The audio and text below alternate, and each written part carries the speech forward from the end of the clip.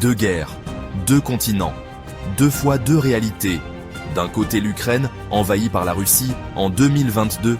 De l'autre, un petit coin de la République démocratique du Congo. Goma, ignorée, à peine souffrante, broyée par des décennies entières de conflits, d'exploitation. Mais la manière dont la communauté internationale réagit à ces deux crises est radicalement différente. Pourquoi ? Aujourd'hui sur Analystes Africains, cette hypocrisie est dénoncée de toutes parts. Au soir de cette guerre, où est la justice pour l'Afrique ?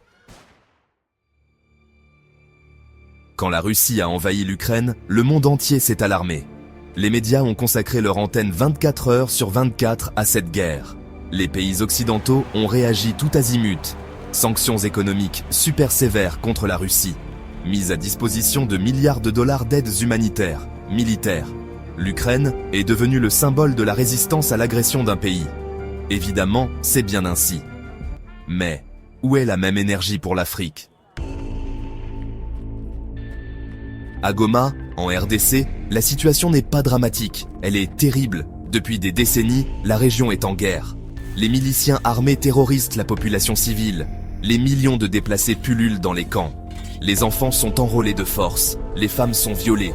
Et derrière tout, les richesses du sous-sol congolais, le coltan, l'or, le cobalt, sont exploitées. De nos smartphones à nos véhicules électriques, notre société se les accapare. Mais qui en parle ? Qui agit ? Les Occidentaux font office de défenseurs de la paix et des droits de l'homme. Ce qu'ils ne disent pas du conflit en RDC est éloquent. Pourquoi tant d'attention pour l'Ukraine et si peu pour Goma ?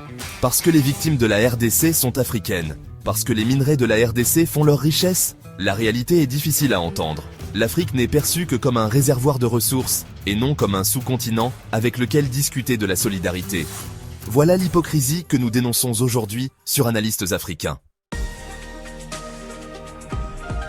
Mais nous, Africains, ne devons pas attendre pour que les autres agissent. Nous devons nous souder, dénoncer les injustices, s'exiger de traiter les problèmes. Nous devons défendre nos frères et sœurs de la RDC, sauvegarder nos ressources, défendre un avenir qui accordera le même respect à l'Afrique qu'aux autres continents. Partagez cette vidéo, parlez de la RDC, exigez que les médias et que les pouvoirs publics consacrent autant d'attention à ce conflit qu'il mérite. L'Afrique n'est pas définitivement perdue. L'Afrique est notre avenir, et cet avenir prend corps par notre voix, aujourd'hui. Si cette vidéo vous a touché, abonnez-vous à Analystes Africains, likez et partagez-la au maximum.